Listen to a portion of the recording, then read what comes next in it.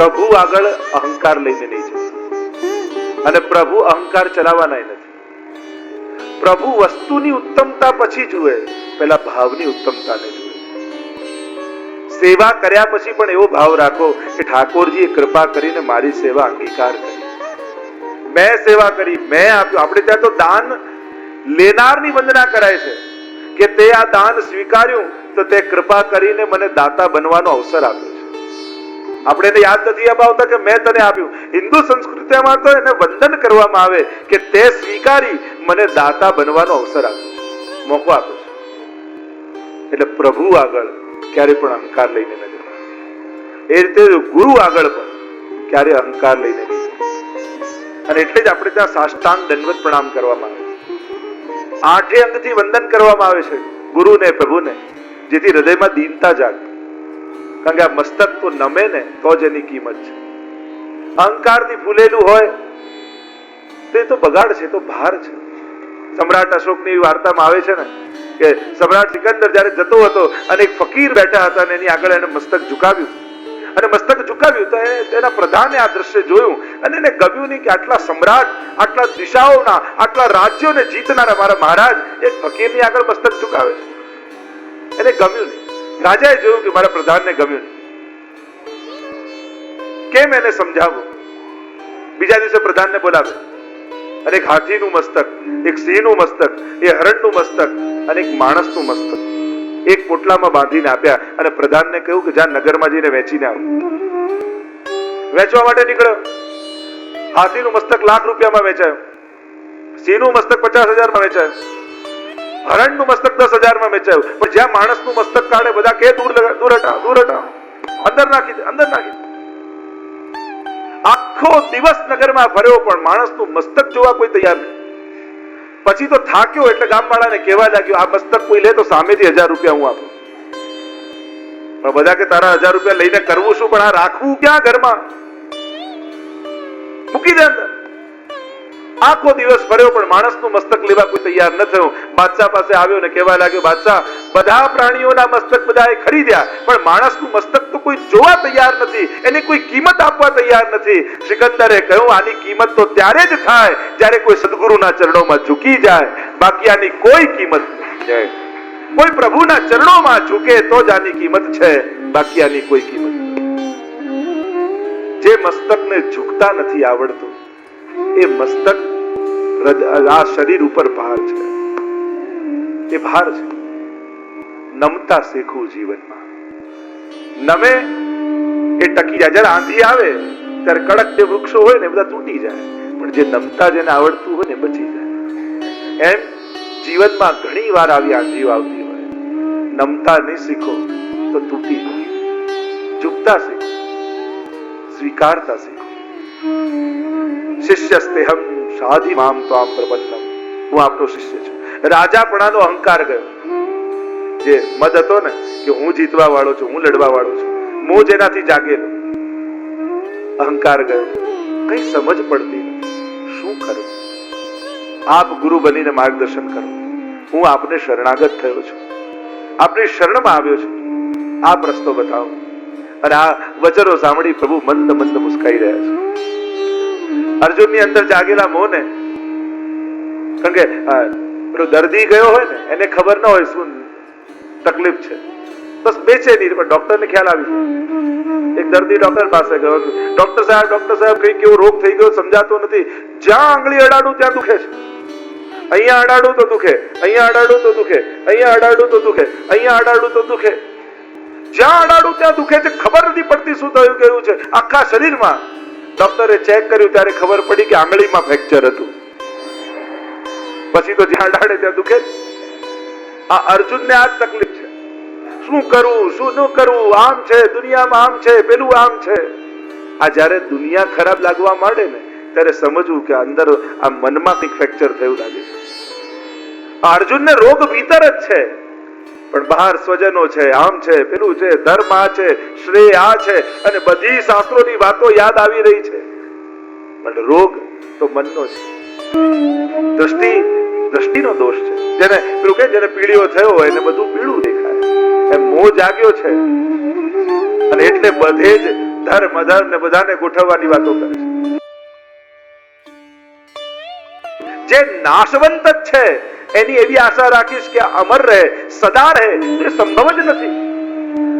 ન શોક કરવાની વસ્તુનો શોક કરે છે, પાછા જ્ઞાની જેવા વચનો બોલી રહ્યો છે, સારી સારી વાતો કરી રહ્યો છે. જે જવાનું છે એને કોઈ રોકી શકવાનું નથી. અર્જુન તું એમ માને છે કે તું આમને નહીં મારે તો બધા અમર થઈ જશે, કોઈ મરશે નહીં? આજ તારો મોહ છે, આજ તારી મૂર્ખતા છે, આજ તારું અજ્ઞાન છે. જો માણસને ચિંતા શેની થાય?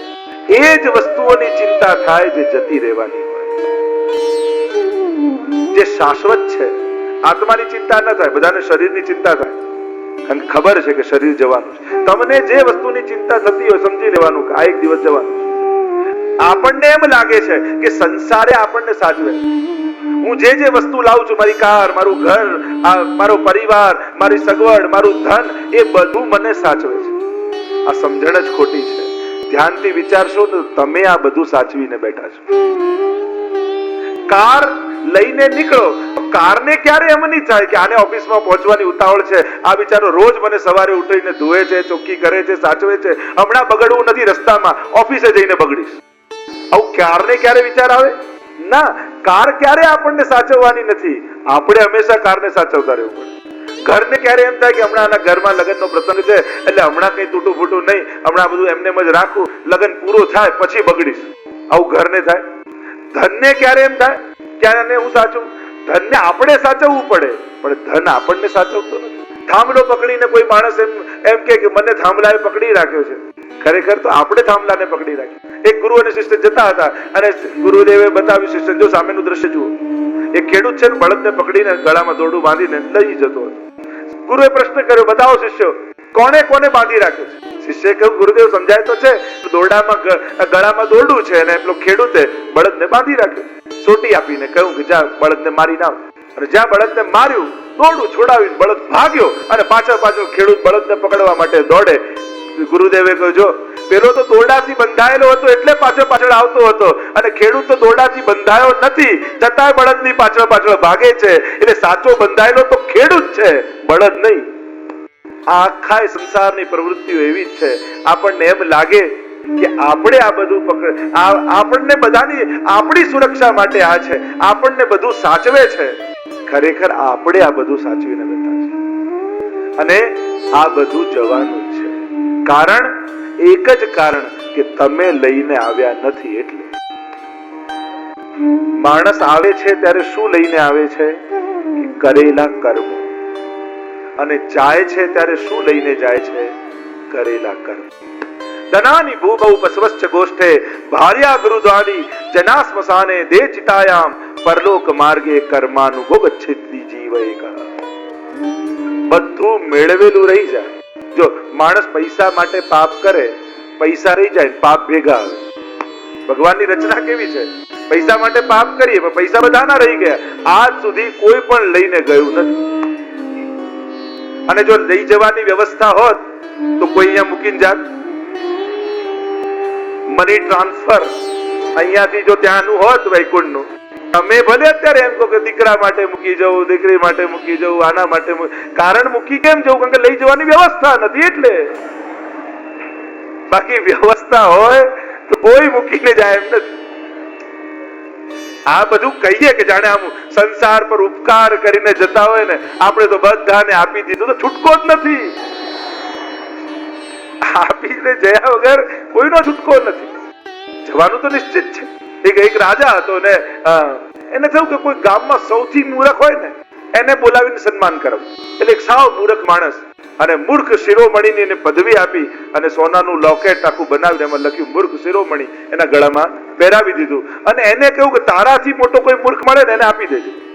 તો વર્ષો વીત્યા અને રાજા બીમાર પડ્યો એટલે હવે મૃત્યુની સૈયા પર છેલ્લી ઘડીઓ અને પેલો મૂર્ખ ફરતો હવે રાજા પાસે થયું કે કેમ છો મહારાજ? બસ હવે તો જવાની તૈયારીઓ છે. અચ્છા મહારાજ, ક્યાં જવાનું છે? એ તો ખબર નહીં. અચ્છા, ક્યારે જવાનું છે? એ ખબર નહીં. કોની સાથે જવાનું છે? એ ખબર નહીં. કઈ રીતે જવાનું છે? એ ખબર નહીં. તો મહારાજ આપ જ રાખો. જવાનું છે પણ ક્યાં, કોની સાથે, કઈ રીતે, કેમ, કઈ જ ખબર નથી. તમે મારા કરતા મોટા છો. અશોચ્યાનંદ શોચસ્વમ પ્રજ્ઞાવાદાંશ ભાસસે. ન શોક કરવાની વસ્તુનો તો શોક કરે છે. આપણે બધા જ ન શોક કરવાની વસ્તુનો શોક કરીએ. કોઈને સંસાર અનુકૂળ થયો નથી, કોઈનું બધું ગોઠવાયું નથી. આપણે આપણા વડીલોના કયામાં રહ્યા નથી તો આપણા કયામાં આપણા બાળકો નથી રહેવાના. સહજ છે, સ્વાભાવિક છે. સંસાર તો આ રીતે ચાલતો જ આવ્યો છે. પણ હું ધારું એમ સંસાર ચાલે તો આ રીતે આજ સુધી કોઈને થયું નથી. સંસારમાં તો ગોઠવાવું પડે. બધું જ મળે પણ સમજણ નહીં મળે ને તો હંમેશા ઉદ્વેગમાં જ રહેશે. સમજણથી જ શાંતિ આવે.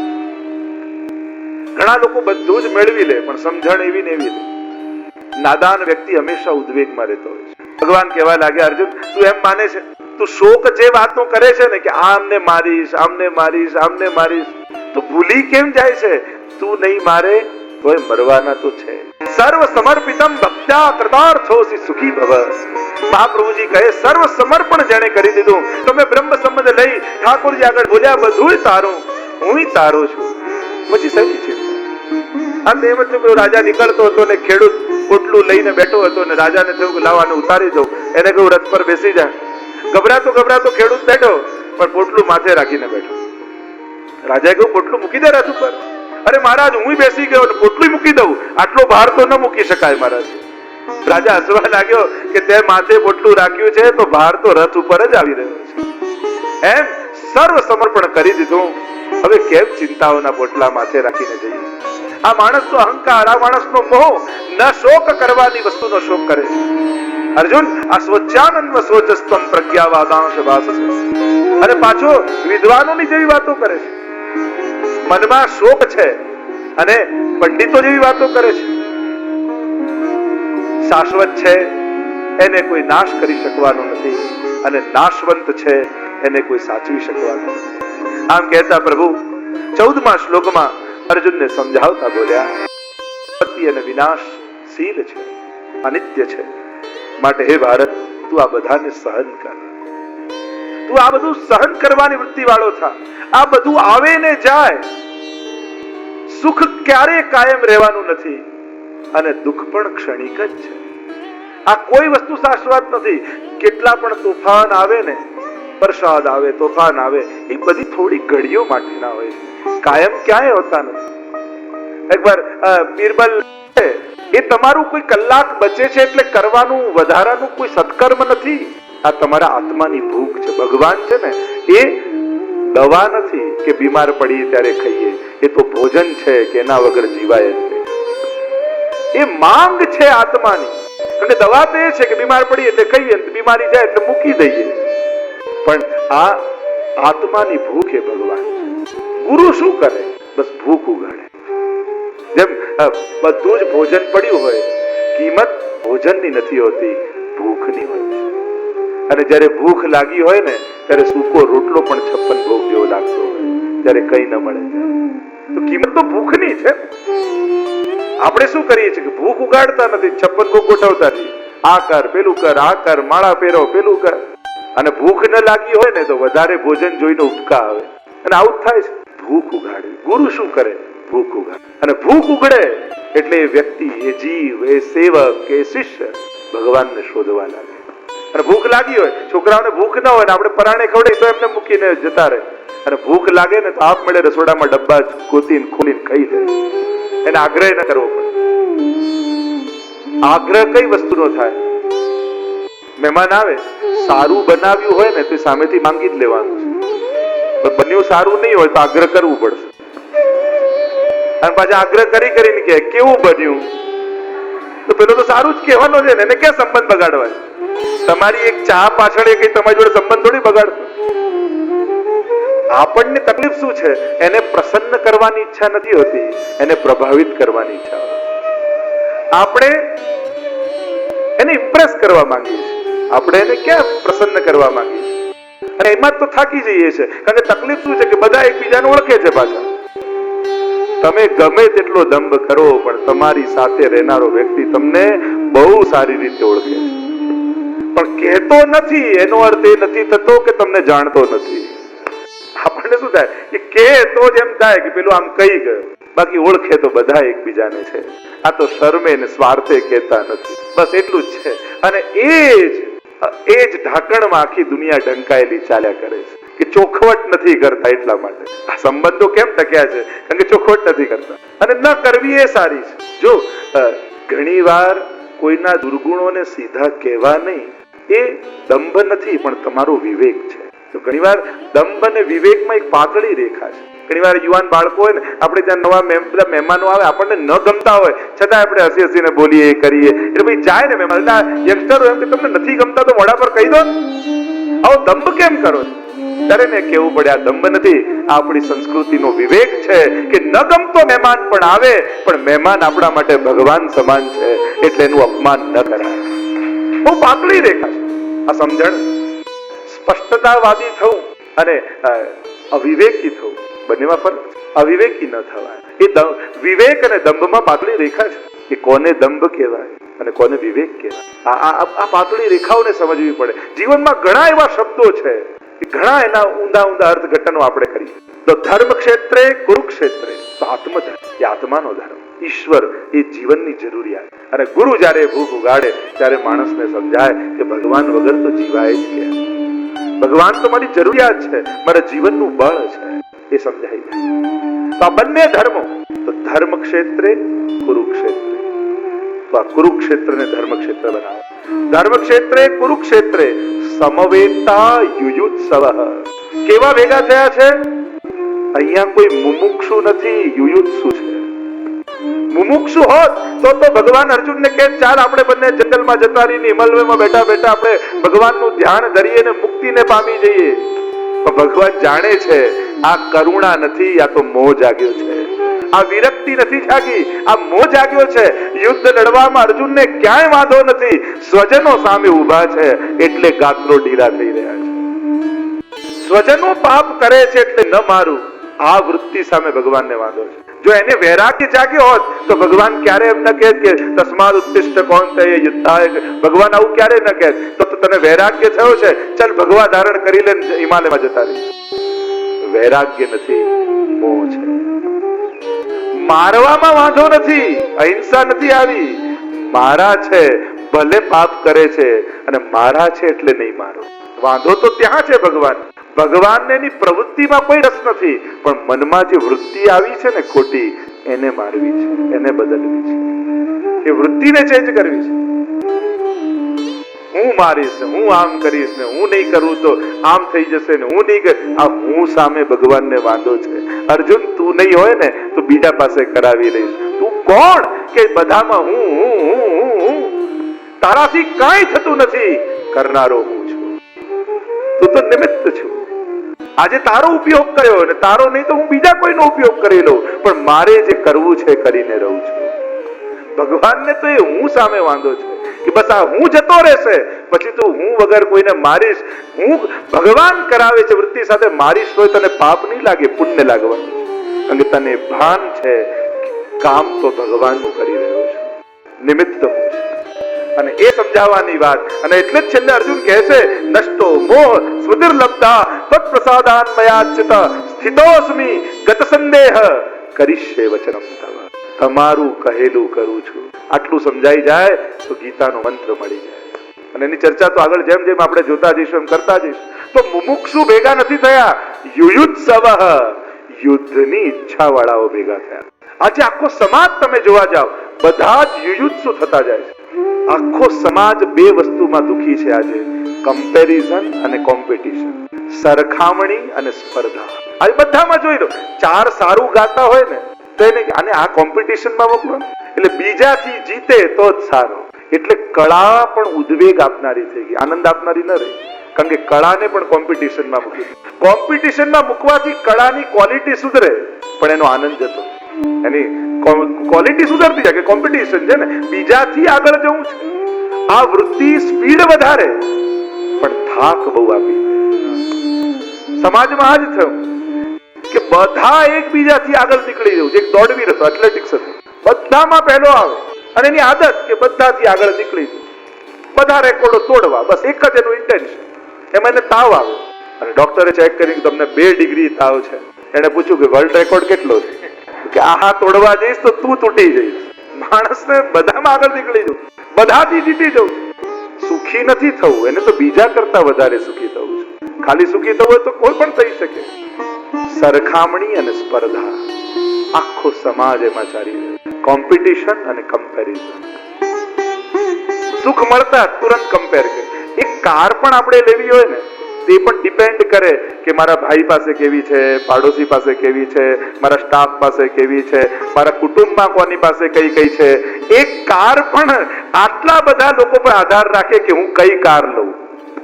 એક ઘર લેવું, એક કપડા પણ પહેરવા હોય તો માણસને કેટલા જોડે લોકોનો વિચાર કરવો પડે કે લગ્નમાં મારે આ કપડા પહેરવા છે તો કોણે કયા કયા કેવા ટાઈપના પહેરવાના છે અને એનાથી કંઈક સારું હોવું જોઈએ.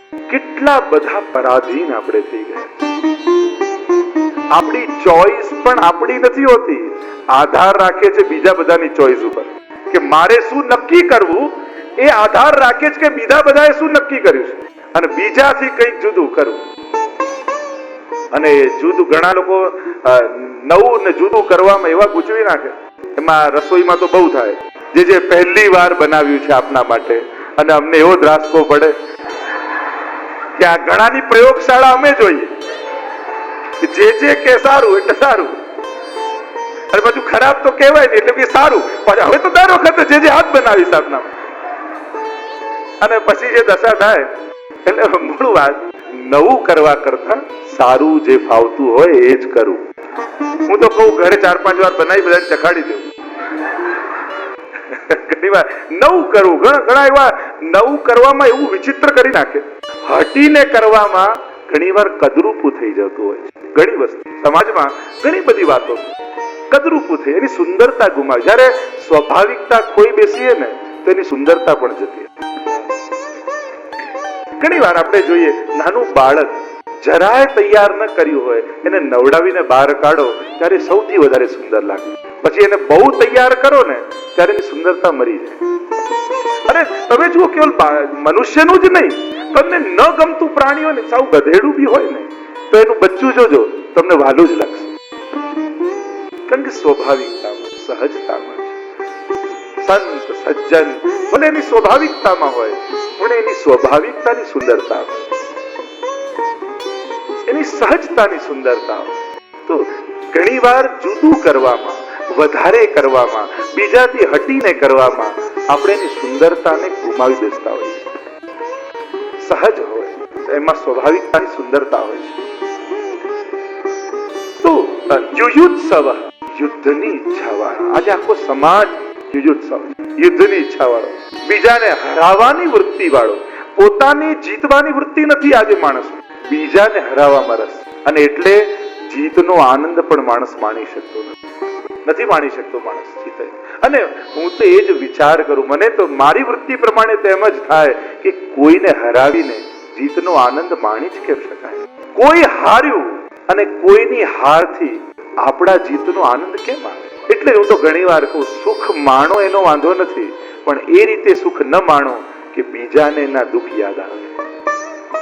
એ રીતે ન ખાઓ કે એ જોઈને બીજાને કોઈને એની ભૂખ યાદ આવે. આટલો વિવેક જીવનમાં જો આવી જાય, બાકી સુખ સાથે ધર્મને કોઈ વાંધો નથી. ખૂબ સુખી થાઓ, પણ સુખ માણતા પહેલા વિચાર કરો કે મેં કેટલાને સુખી કર્યા, હું કેટલાને સુખી કરી શકું. એનો વિચાર જીવનમાં આવે. યુયુત્સવની વૃત્તિ ઘટે. આ જેટલા પણ ભેગા થયા છે કોઈ મુમુક્ષુ નથી, બધા યુયુત્સવ ભેગા થયા. એ પાંડવ પક્ષમાં જુઓ કે કૌરવ પક્ષમાં જુઓ, કેવા કેવા સમજણા, કેવા કેવા તિમિંગલો છે. પરીક્ષિત તો યાદ કરે છે દસમ સ્કંદમાં, પિતા મહામે સમરે મરંજય દેવ વ્રતાદ્યાસ્તિરથૈસ્તિમિંગલૈ દુરત્યયમ કૌરવ સૈન્ય સાગરમ કૃત્વા તરન વત્સ પદમ સ્મયત પ્લવાહ. પરીક્ષિત યાદ કરે છે. દસમ સ્કંદની કથા જયારે પ્રારંભ થાય ને ત્યારે ભાગવતજીમાં પરીક્ષિત સુખદેવજીને કહે છે કે કેવલ મારા ઉપર જ ભગવાનની કૃપા છે એવું નથી, મારા પૂર્વજો પર પણ ભગવાનની કેવી કૃપા. કારણ કે મહાભારતનું યુદ્ધ કેવું, દુરત્યયમ કૌરવ સૈન્ય સાગરમ. કારણ કે પાંડવોની તો 7 અક્ષોહિણી સેના છે, એની 11 અક્ષોહિણી સેના કૌરવની છે. ન તરી શકાય એવું કૌરવનું સૈન્ય સાગર છે. અને કેવા કેવા લોકો છે એમાં મહારથીઓ. તિમિંગલમ, એવા ભીષ્મજી જેવા તિમિંગલો સામે ઉભા છે, જેના ઈચ્છા મૃત્યુના વરદાન છે. અશ્વત્થામા અને કૃપાચાર્ય તો ચિરંજીવી છે, અમર છે. એવા ન તરી શકાય એવું કૌરવ સૈન્ય સાગર મારા પૂર્વજો પાંડવો ભગવાનની કૃપાથી કઈ રીતે તરી ગયા? વત્સ પદમ સ્મયત લવાહ. જેમ કીચડમાં કોઈ વાછરડું નીકળ્યું હોય ને, તે વાછરડાનું પગલું પડી ગયું હોય અને ચાલતો ચાલતો માણસ ક્યારે ને ઓળંગી જાય ખબર ન પડે. એમ ભગવત કૃપાથી મારા પૂર્વજો પાંડવો આ દુરંત ન તરી શકાય એવા કૌરવ સૈન્ય સાગરને કેવી રીતે તરી ગયા? જેમ એક વાછરડાના ડગલાને કોઈ વ્યક્તિ ઓળંગી જાય એ રીતે મારા પૂર્વજો તરી.